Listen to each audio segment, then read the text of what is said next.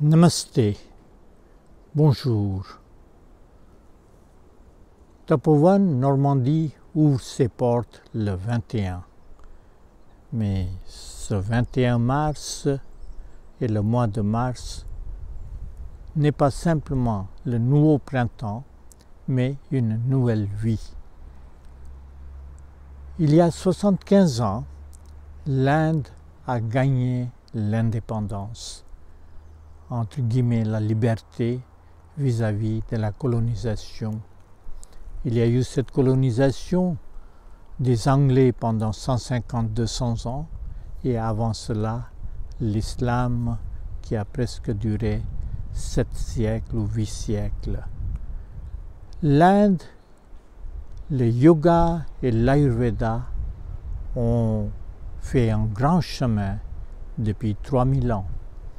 Et ce que nous allons découvrir, c'est le yoga et l'ayurveda ici en Normandie. Mais on ne va pas oublier toute l'histoire de l'Inde, surtout l'histoire antique, toutes les grandes réalisations de l'époque de Veda, toutes les grandes réalisations dans le domaine des différentes sciences, dans le domaine de mathématiques, dans le domaine d'agriculture, dans le domaine social, surtout des études profondes que l'Inde a fait. 75 ans de l'indépendance de l'Inde, ça me rappelle aussi l'histoire de Sri Aurobindo. Sri Aurobindo, un des grands pionniers de l'indépendance de l'Inde, un yogi du yoga intégral, un poète, un philosophe qui a montré un nouveau chemin à l'humanité. Mais en 1910, quand il était pleinement pour le mouvement de l'indépendance de l'Inde, il a reçu un message des forces occultes du divin d'abandonner le mouvement de l'indépendance et aller se retirer à Pondichéry et faire un travail intérieur, un travail que le monde n'avait jamais connu. Et ce travail-là, du yoga intégral, n'était qu'un grand projet de la réalisation du supramental, et pas seulement pour l'être humain, mais pour toute l'humanité.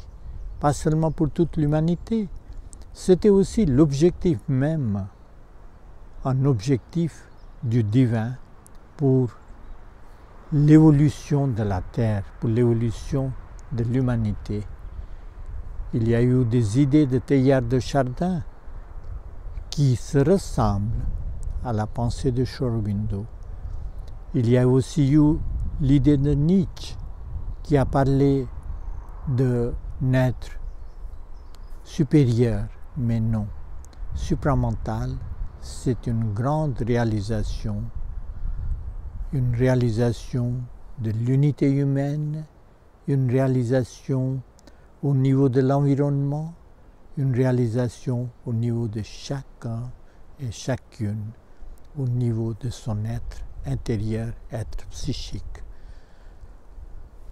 Alors, comme je vous disais, Sri Aurobindo a été promis par ses forces intérieures, ses forces divines, qu'il faut qu'il abandonne le mouvement de l'indépendance parce que l'indépendance va avoir lieu.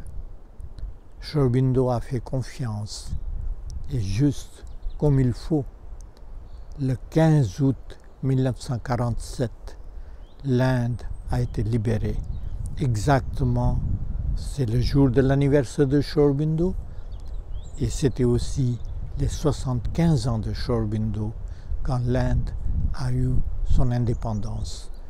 Alors aujourd'hui, ou cette année, nous allons célébrer 75e année de l'indépendance de l'Inde, mais cette indépendance a un grand sens parce que l'Empire britannique ou toutes les colonisations après 1947 ont presque disparu. C'est-à-dire c'est un mouvement universel. C'est un mouvement où il n'y a pas seulement une idée morale ou éthique, mais une idée noble de l'indépendance de l'être humain. L'indépendance de cet Atman qui est notre fort intérieur. Voilà, nous allons essayer de découvrir et on va faire tous ensemble ce chemin vers notre propre petite indépendance intérieure. Merci beaucoup et à bientôt. Au revoir.